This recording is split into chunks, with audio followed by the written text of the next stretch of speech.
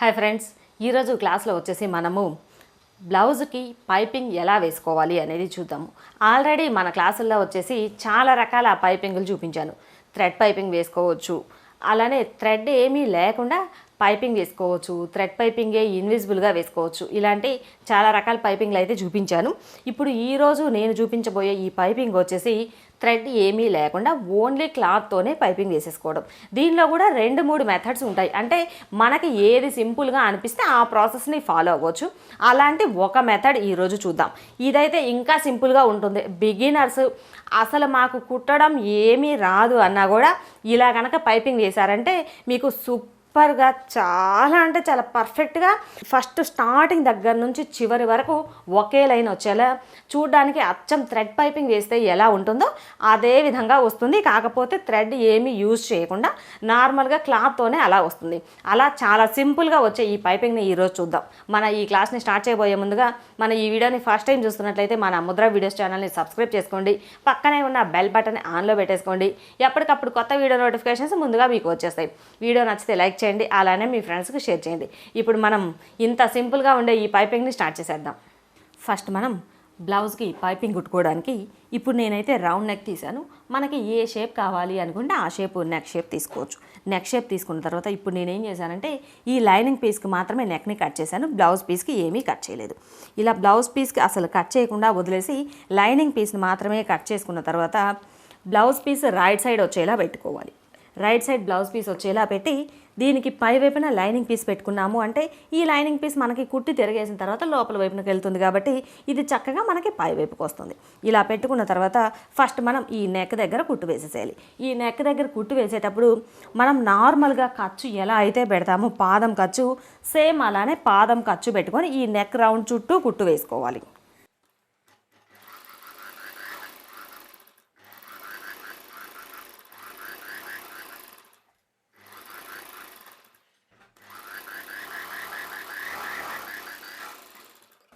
ఇలా పాదం ఖర్చు పెట్టి కుట్టు వేసిన తర్వాత మధ్యలో ఉన్న ఈ ఎక్స్ట్రా పీస్ని కట్ చేసేసుకోవాలి.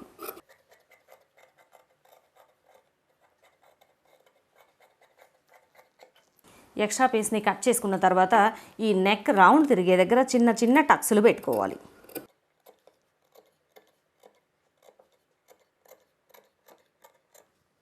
ఇలా టక్స్లు పెట్టుకుంటే మనకి ఈ రౌండ్ తిరిగే ఈ రౌండ్ షేప్ దగ్గర నీట్గా వస్తుంది.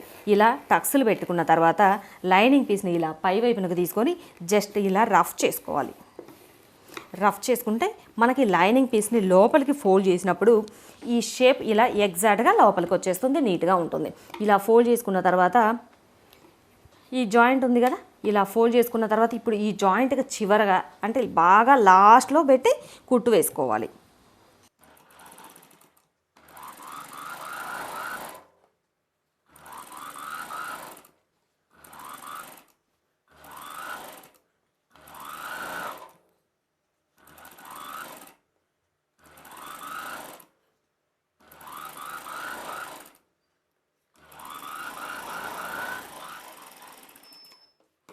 ఇలా ఇంతవరకు ఈ నెక్ని కుట్టేసుకోవాలి. నెక్ని కుట్టేసుకున్న తర్వాత ఇప్పుడు మనం పైపింగ్ కోసం ఏ కలర్ అయితే వేద్దాం అనుకుంటున్నామో ఆ కలర్ క్లాత్ని క్రాస్ పీసుల్ని కట్ చేసుకోవాలి. మనకి ఇలా పైపింగ్ వేయాలి అనుకున్నప్పుడు దాదాపుగా క్లాత్లో క్రాస్గా పీసుల్ని కట్ చేసేసుకోండి. ఇలా అంటే మనకి ఇలా లాగితే ఎంత కావాలి అంటే అంత క్లాత్ స్ట్రెచబుల్ అవుతుంది కాబట్టి రౌండ్ తిరిగే దగ్గర నీట్గా వస్తుంది. ఇలా క్రాస్గా కట్ చేసుకున్న తర్వాత ఒకటి వచ్చేసి ఇలా అడ్డంగా పెట్టుకోవాలి, ఇంకొక పీస్ వచ్చేసి ఇలా స్ట్రైట్గా పెట్టుకోవాలి. పైపింగ్ వేసుకునేటప్పుడు ఇది ఇంపార్టెంట్. ఇలా వేసుకున్నామంటేనే ఈ మధ్యలో ఈ ఖర్చు దగ్గర కూడా మనకి ఎత్తు లేకుండా నీట్గా స్ట్రైట్గా వస్తుంది. ఇలా పెట్టిన తర్వాత ఇక్కడి నుండి ఇలా క్రాస్గా కుట్టు వేసుకోవాలి. క్రాస్గా కుట్టు వేసేసుకొని ఎక్స్ట్రా పీస్ కట్ చేసుకోవాలి. ఎక్స్ట్రా పీస్ని కట్ చేసుకున్న తర్వాత ఇక్కడ ఈ జాయింట్ దగ్గర ఒకసారి రఫ్ చేసుకోవాలి. ఒకసారి రఫ్ చేసుకున్న తర్వాత ఈ ఖర్చు ఇలా పై వైపుకి వచ్చేలా పెట్టుకొని ఈ చివరి నుండి ఈ చివరిన ఎడ్జ్ను కూడా కట్ చేసేసుకొని ఈ చివరి నుండి అంచుని ఫోల్డ్ చేసుకోవాలి. ఇది వచ్చేసి ఒక 1/2 ఇంచ్ ఫోల్డ్ చేసుకోవాలి. 1/2 ఇంచ్ ఫోల్డ్ చేసుకున్న తర్వాత ఇక్కడ కూడా మనకి చిన్న టెక్నిక్ ఉంటుంది. ఈ పైపింగ్ నీట్గా రావాలి అంటే మనం ఇలా ఫోల్డ్ చేసి కుట్టు వేసేటప్పుడు ఇక్కడ మధ్యలో చివర ఇలా వేయకూడదు. ఈ ఫోల్డింగ్కి చివరన ఇక్కడ నేను చూపిస్తున్నాను కదా, ఇక్కడ బాగా అంటే క్లాత్కి ఇక్కడ బాగా చివరన మాత్రమే కుట్టు వేసేసుకోవాలి. అప్పుడు మనకి పైపింగ్ వేసేటప్పుడు నీట్గా వస్తుంది.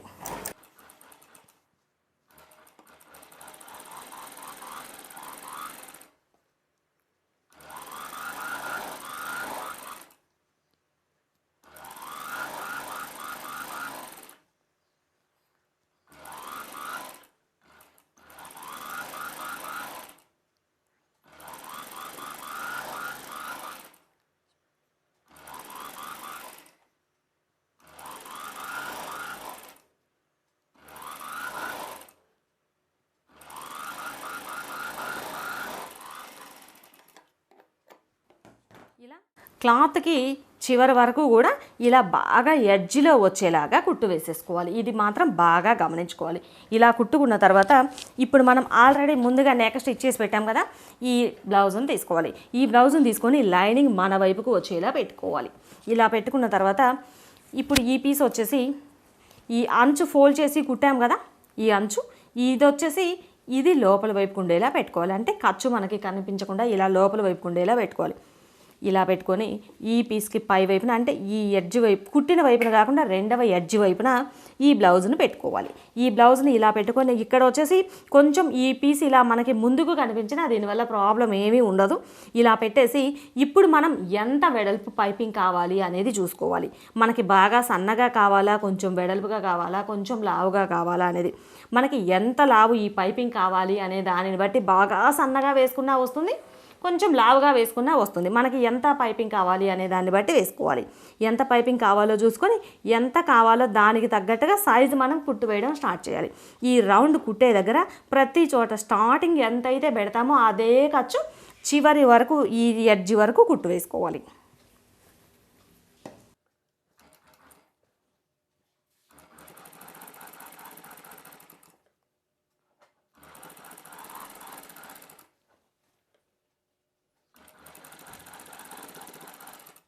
ఈ రౌండ్ దగ్గర కొంచెం ఈ పైపింగ్ పీస్ని ఇలా కొంచెం లాగినట్లుగా పట్టుకొని కుట్టు వేసేసుకోవాలి.